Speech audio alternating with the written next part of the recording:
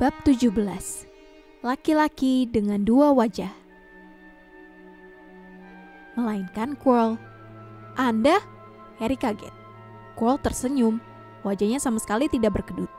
Ya, aku, katanya tenang. Aku sudah bertanya-tanya apakah akan bertemu kau di sini, Potter. Tetapi, saya kira Snape. Severus. Quirrell tertawa. Dan tawanya bukan tawa gemetar seperti biasanya, tetapi dingin dan melengking. Ya, Severus memang kelihatannya tipe yang cocok ya. Dirinya sangat berguna, menyambar-nyambar seperti kelelawar liar. Dibandingkan dia, siapa yang akan mencurigai Profesor Quirrell yang gagap dan menimbulkan belas kasihan? Harry tidak mengerti. Ini tak mungkin benar. Tak mungkin. Tetapi Snape mencoba membunuh saya. Bukan. Aku yang mencoba membunuhmu.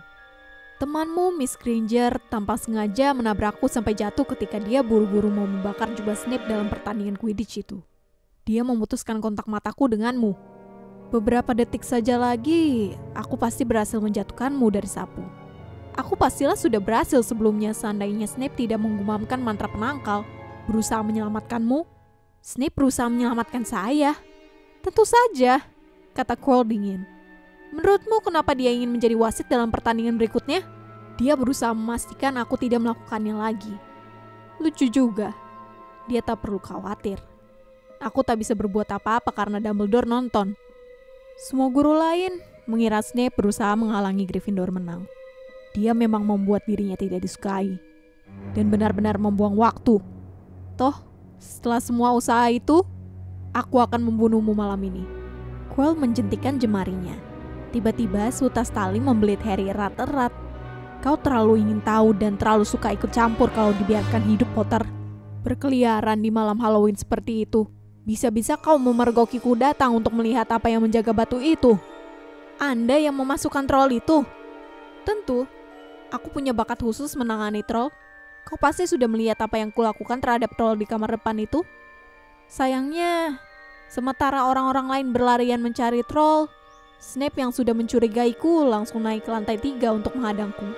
Dan bukan saja trollku gagal memukuli kalian sampai mati. Si anjing kepala 3 bahkan tidak berhasil menggigit kaki Snape sampai putus. Sekarang, tunggu dengan tenang, Potter. Aku perlu periksa cermin menarik ini. Baru saat itulah Harry menyadari apa yang berdiri di belakang Quirrell. Cermin Tarsa. Cermin inilah kunci untuk menemukan batu bertuah. Quirrell bergumam, seraya mengelilingi bingkainya. Dumbledore memang cerdik memakai cermin ini, tapi dia di London. Aku sudah jauh dari sini saat dia pulang nanti.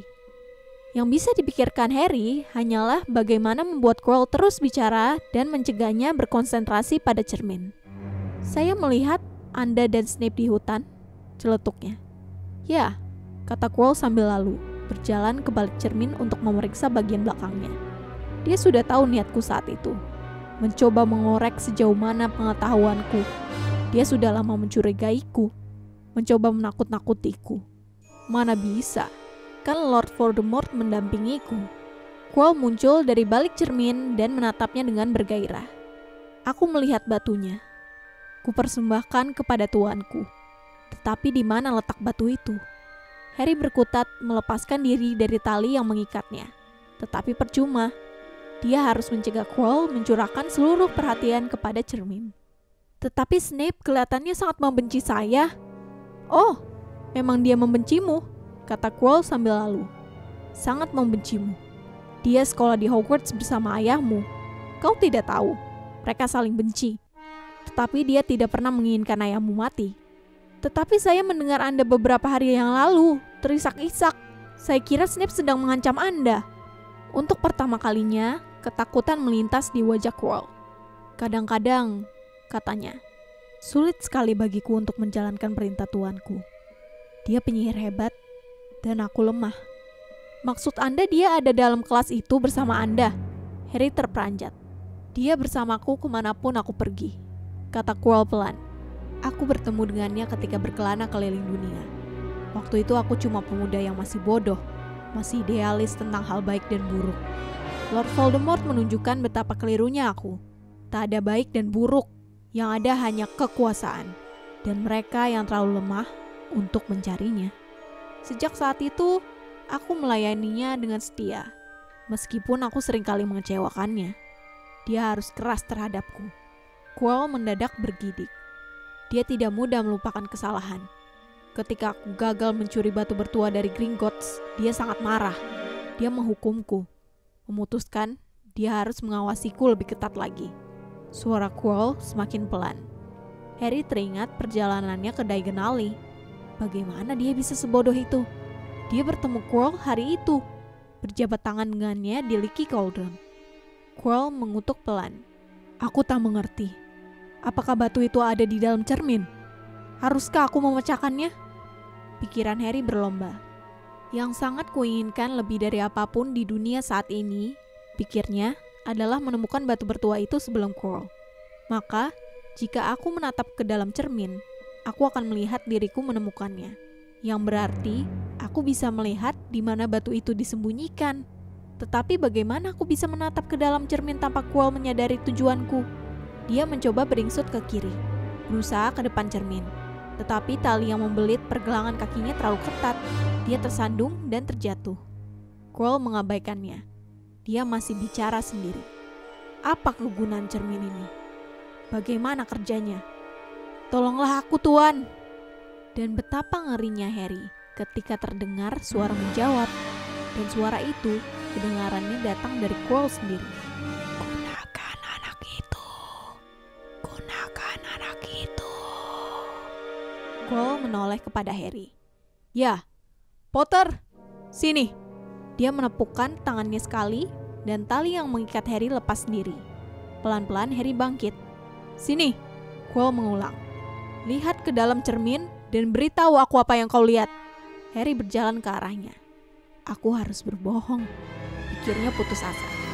Aku harus melihat dan berbohong tentang apa yang kulihat, begitu saja. Quirrell bergerak ke belakangnya. Harry mencium bau aneh yang agaknya berasal dari serban Quirrell. Dia memejamkan mata, melangkah ke depan cermin, dan membuka mata lagi. Harry melihat bayangannya. Mulanya pucat dan ketakutan. Tetapi sesaat kemudian, bayangan itu tersenyum kepadanya. Dia memasukkan tangan ke saku dan mengeluarkan batu merah darah. Dia mengedipkan mata dan mengembalikan batu itu ke dalam saku. Dan pada saat dia melakukannya, Harry merasa sesuatu yang berat masuk ke sakunya yang sebenarnya. Dengan cara yang sangat ajaib, dia mendapatkan batu itu. Nah, kata Quirrell tak sabar. Apa yang kau lihat? Harry mengumpulkan keberanian. Saya melihat, saya berjabat tangan dengan Dumbledore. Dia mengarang. Saya memenangkan piala asrama untuk Gryffindor. Quirrell mengutuk lagi. Minggir, katanya. Ketika bergerak, Harry merasakan batu bertua itu menggesek kakinya. Beranikah dia melarikan diri?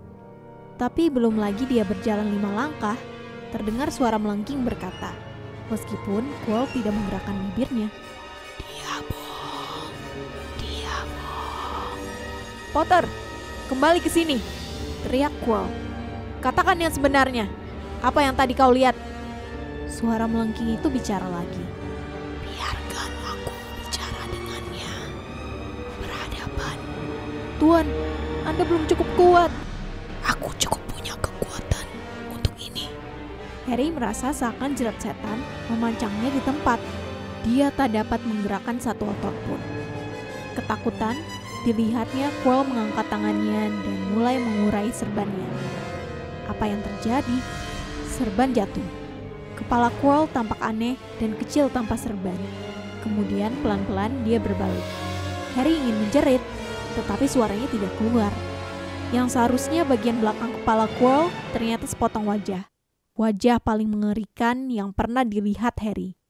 Wajah itu sepucat tembok dengan mata merah mendelik dan lubang hidung yang hanya berupa celah. Seperti ular. Harry Potter, bisik wajah itu. Harry mencoba mundur selangkah, tetapi kakinya tak mau bergerak. Kau lihat, aku jadi apa? Kata wajah itu. Cuma bayangan dan asap. Aku punya bentuk hanya kalau aku bisa berbagi dengan tubuh orang lain. Tetapi selalu ada yang mengizinkan aku masuk hati dan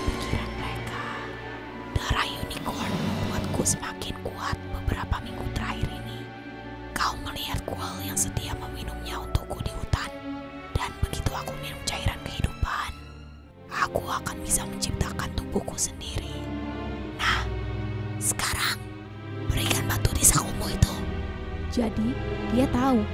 Tiba-tiba kaki Harry tidak lagi mati rasa. Dia terhuyung ke belakang. Jangan bodoh. Gertak si wajah. Lebih baik selamatkan nyawamu dan bergabung denganku. Kalau tidak, kau akan berakhir sama dengan orang tuamu. Mereka memohon-mohon belas kasihan dariku sebelum meninggal. Bohong! Mendadak Harry berteriak. Quirrell berjalan mundur ke arahnya, sehingga Voldemort masih bisa menatapnya. Wajah mengerikan itu kini tersenyum. Sungguh mengharukan, desisnya. Aku selalu menghargai keberanian. Ya, nak, orang tuamu pemberani. Aku membunuh ayahmu lebih dulu, dan dia melawan dengan gagah berani. Tetapi ibumu sebetulnya tak perlu mati. Dia berusaha melindungimu. Sekarang, berikan batu itu kepadaku. Kalau tidak, kau akan mati sia-sia. Tidak! Harry melompat ke arah pintu nyala api. Tetapi Voldemort menjerit. Tangkap dia! Dan detik berikutnya, Harry merasakan tangan Quirrell mencengkram pergelangan tangannya. Langsung saja, rasa sakit yang tajam menyengat bekas luka Harry. Kepalanya serasa hendak terbelah dua. Harry menjerit, meronta-ronta sekuat tenaga, dan kaget sendiri ketika Quirrell membebaskannya. Rasa sakit di dahinya berkurang. Dia memandang berkeliling, mencari Quirrell, dan melihatnya tengah meringkuk kesakitan. Memandang jari-jarinya. Jari-jari itu melepuh. Tangkap dia! Tangkap dia! Teriak Voldemort lagi. Dan Quirrell menerjang Harry sampai jatuh dan mendarat di atas tubuhnya. Kedua tangannya melingkari leher Harry. Bekas luka Harry sakit luar biasa. Sampai dia merasa nyaris buta. Tetapi dia masih bisa melihat Quirrell melolong kesakitan. Tuan, aku tak bisa memegangnya. Tanganku! Tanganku! Dan Quirrell, meski masih memiting Harry ke tanah dengan lutut, melepas cekikannya dan terbelalak menatap telapak tangannya sendiri. Harry bisa melihatnya. Tangan itu terbakar, kelihatan merah dan berkilat. Kalau begitu bunuh dia, goblok. Bereskan saja anak itu. Lengking Voldemort. Quirrell mengangkat tangan untuk melakukan kutukan yang mematikan. Tetapi, tanpa pikir panjang, Harry mencengkram wajah Quirrell. Quirrell berguling dari atas tubuh Harry. Wajahnya juga melepuh. Dan Harry pun tahu. Quirrell tak tahan menyentuh kulitnya. Jika tersentuh, dia menderita kesakitan yang amat sangat. Satu-satunya kesempatan Harry adalah memegangi Quirrell. Membuatnya cukup kesakitan sehingga tak bisa melakukan kutukan. Harry melompat bangun, menangkap lengan Quirrell dan mencengkramnya sekuat mungkin. Quirrell menjerit dan mencoba mengibaskan Harry. Rasa sakit di kepala Harry semakin hebat. Dia tak bisa melihat.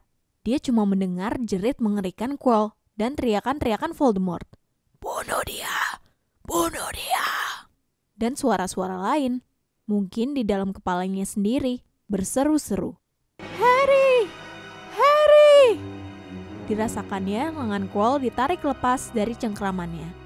Dia tahu dirinya telah kalah dan jatuh dalam kegelapan.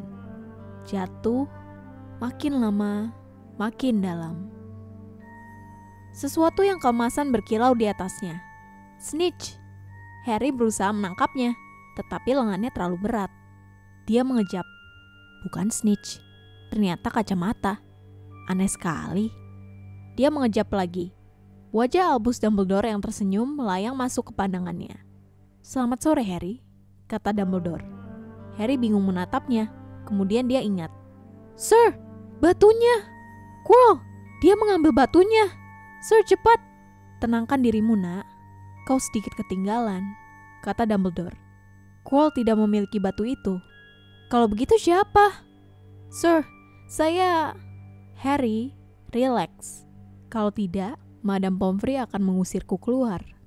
Harry menelan ludah dan memandang berkeliling. Dia sadar dirinya berada di rumah sakit. Dia berbaring di tempat tidur berseprai linen putih. Di meja sebelahnya terdapat tumpukan tinggi yang tampaknya seperti setengah isi toko permen.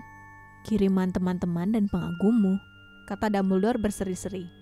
Apa yang terjadi di ruang bawah tanah antara dirimu dengan Profesor Quirrell adalah rahasia besar, maka tentu saja seluruh sekolah tahu. Kurasa temanmu Mr. Fred dan George Weasley bertanggung jawab atas usaha mengirimimu tutup kloset. Pasti mereka mengira kau akan geli dan senang menerimanya. Tetapi Madame Pomfrey merasa hadiah itu tidak begitu higienis dan menyitanya. Sudah berapa lama saya di sini? 3 hari. Mr. Ronald Weasley dan Miss Granger akan lega sekali mengetahui kau sudah sadar. Mereka sangat cemas. Tetapi sir, batunya. Rupanya kau tak bisa dialihkan. Baiklah kalau begitu. Profesor Quirrell tidak berhasil mengambil batu itu darimu. Aku tiba tepat pada waktunya untuk mencegahnya walaupun harus kuakui, kau sendiri telah bertahan dengan sangat baik. Anda datang. Anda menerima burung hantu Hermione. Pastilah kami berpapasan di udara. Begitu tiba di London, jelas bagiku bahwa aku harus berada di tempat yang baru saja kutinggalkan. Aku tiba tepat pada waktunya untuk menarik Quirrell darimu. Jadi itu Anda. Aku sudah takut-takut terlambat. Hampir. Saya nyaris tak bisa mempertahankan batu itu lebih lama. Bukan batunya, tetapi kau nak. Usaha untuk mempertahankan batu bertua itu nyaris membunuhmu. Sesaat aku ngeri sekali, mengira kau sudah tiada. Sedangkan batunya sudah dimusnahkan. Dimusnahkan? Tanya Harry tak mengerti. Tetapi teman Anda Nicholas Flamel? Oh, kau tahu tentang Nicholas? Kata Dumbledore kedengarannya senang. Kau menyelidiki semuanya ya? Nah, Nicholas dan aku sudah berunding dan kami setuju itu yang paling baik. Tetapi itu berarti dia dan istrinya akan meninggal kan? Mereka punya cukup banyak simpanan cairan kehidupan untuk membereskan urusan mereka. Kemudian, ya, mereka akan mati. Dumbledore tersenyum melihat keheranan di wajah Harry. Bagi orang semuda kau, pastilah kedengarannya aneh. Tetapi bagi Nicholas dan Baranel, mati sebetulnya hanyalah seperti pergi tidur setelah hari yang amat sangat panjang. Lagi pula, bagi pikiran yang terorganisir dengan baik, kematian hanyalah petualangan besar berikutnya. Kau tahu, batu itu sebetulnya bukan benda yang amat luar biasa, meski bisa memberikan uang dan kehidupan sebanyak yang kau inginkan. Itu 2 hal yang akan dipilih kebanyakan orang, melebihi segalanya. Sulitnya, orang biasanya justru memilih hal-hal yang paling buruk untuk mereka. Harry terbaring diam, kehabisan kata-kata. Dumbledore bersenandung kecil dan tersenyum ke arah langit-langit. Sir, kata Harry, saya sudah berpikir. Sir, bahkan sekalipun batu itu sudah tak ada, maksud saya, Anda tahu siapa? Panggil dia Voldemort, Harry. Selalu gunakan nama yang benar untuk apa saja. Ketakutan akan nama memperbesar ketakutan akan benda itu sendiri. Baik, Sir. Bukankah Voldemort akan mencoba cara-cara lain untuk kembali? Maksud saya, dia tidak pergi untuk selamanya, kan? Ya, Harry. Dia belum lenyap. Dia masih ada di suatu tempat. Mungkin mencari tubuh lain yang bisa ditumpangi. Karena tidak sepenuhnya hidup, dia tak bisa dibunuh. Dia meninggalkan Quirrell mati begitu saja. Dia tak punya belas kasihan, baik kepada pengikut maupun musuh-musuhnya. Harry, saat ini kau memang belum berhasil memenangkan pertarungan. Kau cuma menunda kembalinya Voldemort pada kekuasaan. Dalam pertarungan berikutnya, yang tampaknya akan lebih sulit dimenangkan, dibutuhkan orang yang telah siap. Dan jika Voldemort tertahan lagi, dan lagi, siapa tahu dia tak akan pernah kembali berkuasa. Harry mengangguk, tetapi segera berhenti karena membuat kepalanya sakit. Kemudian dia berkata, Sir, ada beberapa hal lain yang ingin saya ketahui jika Anda bisa memberitahu saya. Hal-hal yang ingin saya ketahui kebenarannya. Kebenaran. Dumbledore menghela napas. Kebenaran itu indah dan mengerikan, dan karenanya harus diperlakukan dengan amat hati-hati. Meskipun demikian, aku akan menjawab pertanyaanmu, kecuali ada alasan kuat untuk tidak menjawabnya. Kalau itu sampai terjadi, kumohon kau memaafkan aku. Aku tidak akan berbohong tentu saja. Kata Voldemort, dia terpaksa membunuh ibu saya, karena ibu mencoba mencegahnya membunuh saya. Tetapi kenapa dia ingin membunuh saya? Dumbledore menghela napas dalam-dalam. Sayang sekali, hal pertama yang kau tanyakan tak bisa kujawab. Tidak hari ini, tidak sekarang. Kau akan tahu suatu hari nanti. Singkirkan dari pikiranmu untuk sementara, Harry. Kalau kau sudah lebih besar, Aku tahu kau tidak senang mendengarnya. Kalau kau sudah siap, kau akan tahu. Dan Harry tahu tak ada gunanya membantah. Tetapi kenapa Quirrell tidak bisa menyentuh saya? Ibumu meninggal karena berusaha menyelamatkanmu. Kalau ada satu hal yang tak bisa dimengerti Voldemort, itu adalah cinta. Dia tidak menyadari bahwa cinta sekuat cinta ibumu kepadamu meninggalkan bekas. Bukan seperti bekas luka, bukan tanda yang kelihatan.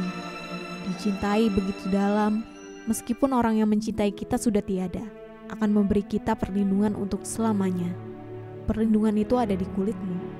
Quirrell yang penuh kebencian, keserakahan, ambisi dan membagi jiwanya dengan Voldemort tidak bisa menyentuhmu karena alasan ini. Sungguh suatu penderitaan menyentuh orang yang dilindungi oleh sesuatu yang sangat baik. Kini Dumbledore menjadi sangat tertarik pada burung yang hinggap di ambang jendela.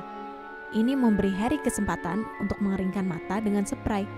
Ketika sudah bisa bicara lagi, Harry berkata, "Dan jubah gaib, tahukah Anda siapa yang mengirimnya kepada saya?" "Ah, ayahmu menitipkannya kepadaku dan kupikir kau akan menyukainya." Mata Dumbledore bersinar-sinar. "Sangat berguna. Ayahmu terutama menggunakannya untuk menyelinap ke dapur untuk mencuri makanan waktu dia di sini dulu. Dan ada satu hal lagi." "Katakan." Quirrell berkata Snape, Profesor Snape, Harry. "Ya, dia." Quirrell bilang Profesor Snape membenci saya karena dia membenci ayah saya. "Betulkah itu?" "Ya, mereka memang saling benci. Tidak berbeda dengan kau sendiri dengan Mr. Malfoy. Lalu ayahmu melakukan sesuatu yang tak bisa dimaafkan Snape." "Apa?" "Ayahmu menyelamatkan hidupnya." "Apa?" "Ya," kata Dumbledore melamun. "Aneh kan cara kerja pikiran orang? Profesor Snape tidak tahan berutang budi pada ayahmu. Aku yakin dia berusaha keras melindungimu sebagai balas budi pada ayahmu. Dengan begitu, skor mereka jadi seri. Lalu dia bisa kembali membenci almarhum ayahmu dengan tenang." Harry berusaha memahami, tetapi kepalanya jadi berdenyut-denyut, maka dia berhenti. "Dan Sir, ada satu hal lagi." "Apa itu?" "Bagaimana saya mendapatkan batu itu dari dalam cermin?" "Ah, aku senang kau menanyakannya. Itu salah satu ide brilianku. Dan antara kita berdua saja, ide itu hebat sekali. Aku membuatnya sedemikian sehingga hanya orang yang ingin menemukan batu itu menemukan, tetapi tidak menggunakannya, yang bisa mendapatkannya. Bukan mereka yang ingin melihat diri mereka memiliki emas atau minum cairan kehidupan. Otakku kadang-kadang mengejutkan diriku sendiri. Nah, sudah cukup pertanyaan-pertanyaanmu? Kusarankan kau mulai makan permenmu." "Ah, kacang segala rasa Bertie Bott's. Aku cukup beruntung waktu masih muda dapat yang rasa muntah, dan sejak saat itu aku jadi kehilangan selera. Tapi, kurasa aman kalau aku ambil rasa karamel ya." Dumbledore tersenyum dan memasukkan kacang berwarna coklat kemasan itu ke mulut. Kemudian dia tersedak dan berkata, "Ya ampun, rasa kotoran telinga." Madame Pomfrey, matron rumah sakit, wanita yang menyenangkan, tetapi sangat keras. 5 menit saja, Harry memohon. "Jelas tidak boleh. Anda mengizinkan Profesor Dumbledore masuk?" "Ya tentu saja, dia kan kepala sekolah. Lain dong, kau butuh istirahat." "Saya istirahat? Lihat, saya berbaring terus." "Oh, ayolah Madame Pomfrey." "Oh, baiklah," katanya. "Tapi hanya 5 menit." Dan Madame Pomfrey mengizinkan Ron dan Hermione masuk. "Harry!" Hermione tampaknya siap memeluknya lagi. Tetapi Harry senang Hermione menahan diri, karena kepalanya masih sakit sekali. "Oh Harry, kami sudah yakin kau akan..." "Dumbledore sangat cemas. Seluruh sekolah membicarakannya," kata Ron. "Apa sebetulnya yang terjadi?" Sungguh salah satu kejadian langka ketika kenyataan yang sebenarnya justru lebih aneh dan mencekam dibandingkan desas-desus liar. Harry menceritakan semuanya kepada mereka. Tentang Quirrell, cermin Tarsa, batu bertuah, dan Voldemort. Ron dan Hermione pendengar yang sangat baik. Mereka kaget pada saat-saat yang tepat. Dan ketika Harry memberitahu mereka apa yang ada di balik serban Quirrell, Hermione menjerit keras. "Jadi batu itu sudah tak ada," kata Ron akhirnya. "Flamel akan mati." "Itulah yang kukatakan. Tetapi menurut Dumbledore, apa ya? Bagi pikiran yang terorganisir dengan baik, kematian hanyalah petualangan besar berikutnya. Dari dulu ku bilang, Dumbledore itu sinting, kata Ron. Kelihatannya terkesan sekali pada betapa gilanya orang yang dikaguminya itu. Jadi, apa yang terjadi pada kalian berdua? Tanya Harry. Ya, aku kembali dengan selamat, kata Hermione. Kusadarkan Ron, perlu sedikit waktu. Dan kami sedang berlari ke kandang burung hantu untuk mengontak Dumbledore ketika kami bertemu dengannya di aula depan. Dia sudah tahu. Dia cuma berkata, Harry mengejarnya kan? Lalu bergegas ke lantai 3. Apakah menurutmu Dumbledore sengaja mengatur agar kau bertindak begitu? Kata Ron. Mengirim jubah ayahmu dan yang lainnya itu. Wah, Hermione meledak. Kalau memang begitu, maksudku sungguh mengerikan. Kau bisa saja terbunuh. Tidak, kata Harry berpikir-pikir. Dumbledore orangnya lucu. Menurutku, dia tampaknya ingin memberiku kesempatan. Kurasa dia tahu sedikit banyak tentang segala sesuatu yang terjadi di sini. Rupanya dia sudah menduga kita akan mencoba. Dan alih-alih mencegah, dia mengajari kita secukupnya untuk membantu. Kurasa bukan kebetulan dia membiarkan aku mengetahui cara kerja cermin Tarsah. Seakan, menurutnya, aku punya hak untuk menghadapi Voldemort, kalau aku bisa. Ya, Dumbledore memang menyebarluaskan hal itu, kata Ron bangga. Dengar, kau harus sudah sembuh untuk ikut pesta akhir tahun ajaran besok. Jumlah semua angka sudah masuk, dan Slytherin menang tentu saja.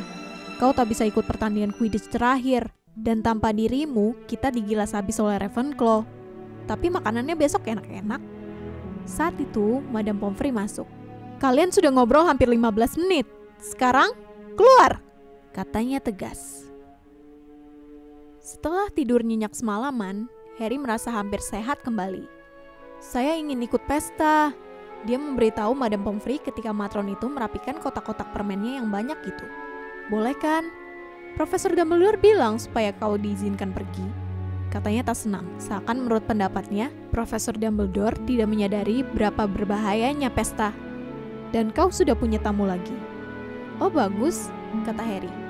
Siapa? Hagrid menyelinap masuk ketika Harry bertanya. Seperti biasa, kalau dia berada dalam rumah, Hagrid tampak terlalu besar.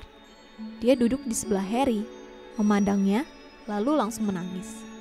Ini semua salahku, isaknya, dengan wajah tertelungkup di tangan.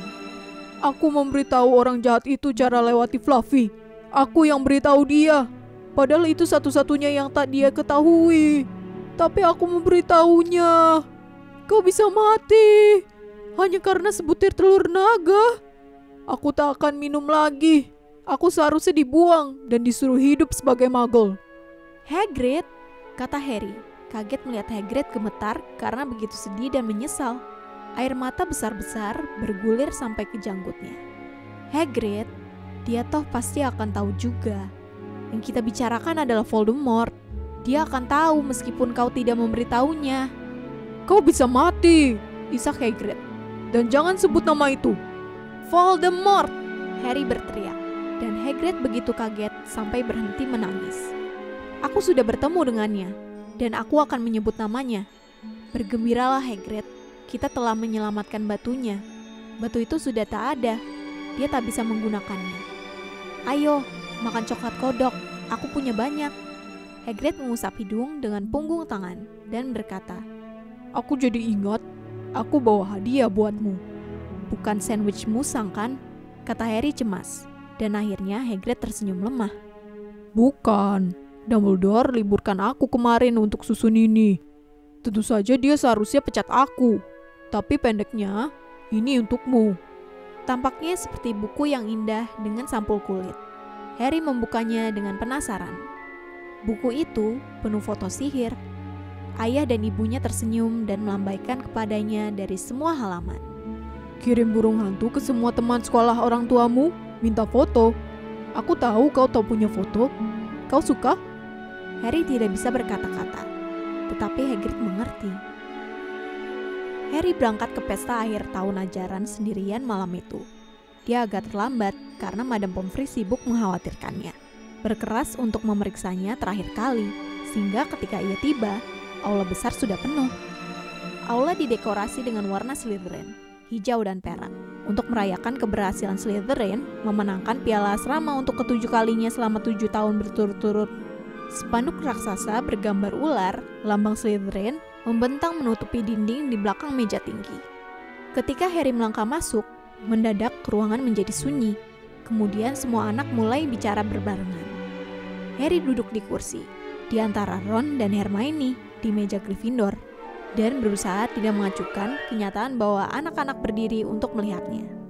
Untunglah Dumbledore tiba tak lama kemudian, celoteh anak-anak langsung reda. 1 tahun lagi telah berlalu, kata Dumbledore riang. Dan aku harus merecoki kalian dengan ocehan orang tua sebelum kita mulai menyerbu makanan enak-enak ini. Tahun ini sungguh luar biasa. Mudah-mudahan kepala kalian sedikit lebih penuh daripada setahun yang lalu. Kalian masih punya sepanjang musim panas untuk mengosongkan kepala sebelum tahun ajaran baru mulai. Nah, seperti yang kupahami, piala asrama perlu dianugerahkan dan skornya sebagai berikut. Di tempat keempat, Gryffindor dengan 312 angka. Tempat ketiga, Hufflepuff dengan 352, Ravenclaw mengumpulkan 426, dan Slytherin 472. Gemuruh sorak dan entakan kaki terdengar dari meja Slytherin. Harry bisa melihat Draco Malfoy mengetuk-ngetukkan piala minumnya di meja, pemandangan yang memuakkan. Ya, bagus sekali Slytherin, puji Dumbledore. Meskipun demikian, kejadian belakangan ini harus ikut diperhitungkan. Ruangan langsung sunyi senyap. Senyum anak-anak Slytherin sedikit memudar. Kata Dumbledore. Ada angka-angka terakhir yang harus kubagikan. Coba kulihat. Ya, yang pertama, kepada Mr. Ronald Weasley. Wajah Ron menjadi keunguan. Dia tampak seperti lobak yang terbakar sinar matahari. Untuk permainan catur paling indah yang pernah dilihat Hogwarts selama bertahun-tahun ini. Kuhadiahkan kepada Gryffindor 50 angka. Sorak Gryffindor nyaris mengangkat atap sihir aula. Bintang-bintang di atas sampai bergetar. Percy terdengar memberitahu prefek-prefek lain. Kalian tahu, dia adikku. Adik laki-lakiku yang paling kecil. Berhasil memecahkan set catur raksasa McGonagall. Akhirnya, sunyi lagi. Kedua, kepada Miss Hermione Granger. Untuk penggunaan logika dingin dalam menghadapi api. Kuhadiahkan kepada Gryffindor 50 angka. Hermione membenamkan wajah ke lengannya. Harry sangat curiga dia menangis. Anak-anak Gryffindor di sekeliling meja bukan main senangnya. Angka mereka naik 100 poin. Ketiga, kepada Mr. Harry Potter, kata Dumbledore. Ruangan betul-betul sunyi senyap. Untuk ketabahan dan keberanian yang luar biasa. Kuhadiahkan kepada Gryffindor 60 angka.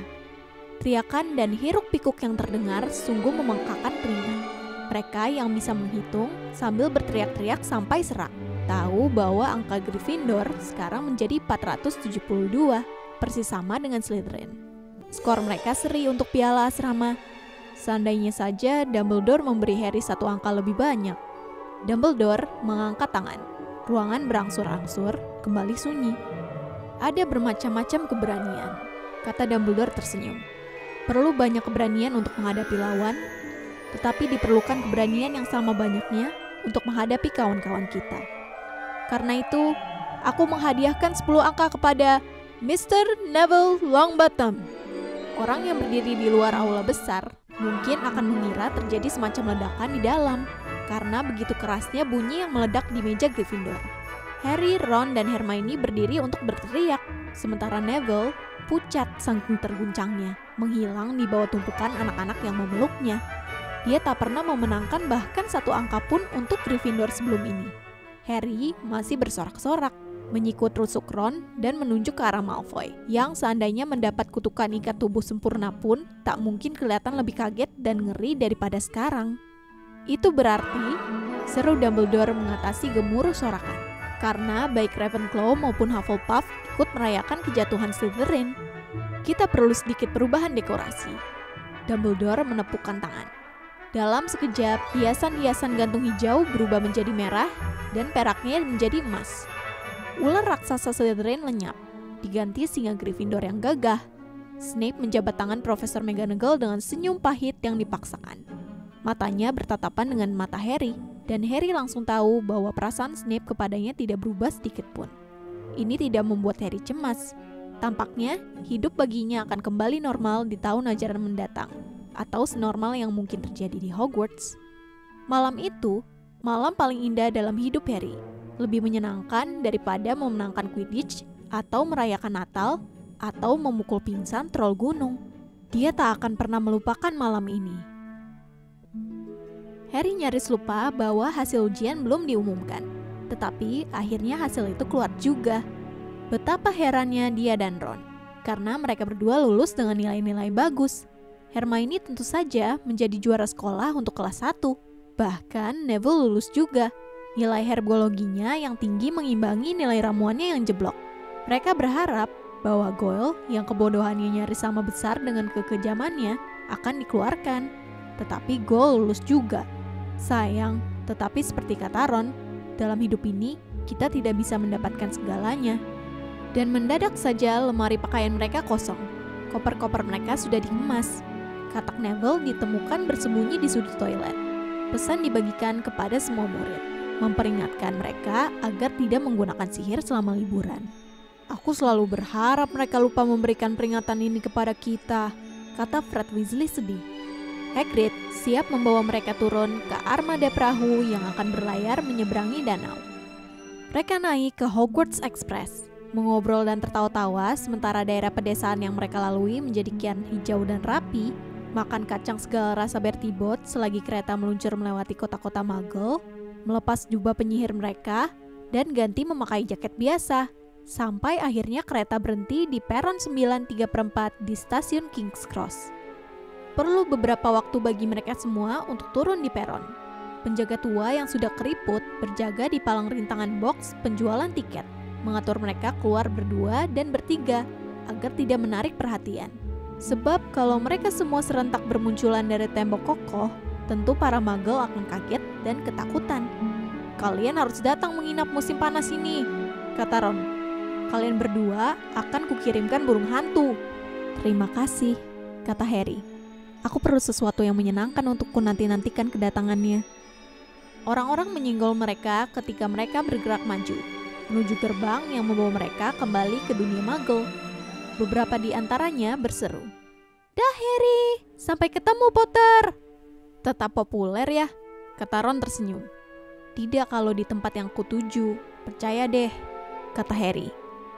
Harry, Ron, dan Hermione melewati gerbang bersama-sama. Itu dia, Mam! Itu dia! Lihat! Yang berteriak Ginny Weasley, adik perempuan Ron. Tetapi dia tidak menunjuk Ron. Harry Potter! Lengkingnya. Lihat, Mam, aku bisa melihat. Diamlah Ginny, dan tidak sopan menunjuk-nunjuk. Mrs. Weasley tersenyum kepada mereka. Tahun yang sibuk, sapanya. Sangat, kata Harry. Terima kasih untuk bonbon dan sweaternya, Mrs. Weasley. Oh, sama-sama, nak. Sudah siap? Itu Paman Vernon. Wajahnya masih ungu, masih berkumis, masih kelihatan marah pada Harry yang nekat menenteng burung hantu dalam sangkar di stasiun yang penuh orang biasa. Di belakangnya berdiri Bibi Petunia dan Dudley, yang kelihatan ngeri melihat Harry. Kalian pastilah keluarga Harry, sapa Mrs. Weasley. Boleh dikatakan begitu, kata Paman Vernon. Ayo cepat, kita tak bisa seharian di sini. Paman Vernon langsung ngeloyar pergi. Harry masih tinggal untuk mengucapkan salam perpisahan pada Ron dan Hermione. Sampai ketemu setelah musim panas ya. Mudah-mudahan liburanmu menyenangkan, kata Hermione, menoleh memandang Paman Vernon dengan bimbang. Dia heran sekali ada orang yang begitu tidak menyenangkan. Oh, pasti menyenangkan, kata Harry. Dan mereka heran melihat senyum yang merekah lebar di wajahnya. Mereka tak tahu kita dilarang menggunakan sihir di rumah. Aku akan banyak bersenang-senang dengan Dudley musim panas ini. Ini adalah Harry Potter dan Batu Bertua, ditulis oleh J.K. Rowling, dinarasikan oleh Tara Juliandra. Halo guys, terima kasih sudah mendengarkan Rimi Audiobook Indonesia. Jangan lupa like dan subscribe kalau kamu mendengarkan dari YouTube. Kalau kamu mendengarkan dari Spotify, jangan lupa follow. Ikuti juga ya Instagramnya di @dreamyaudiobook.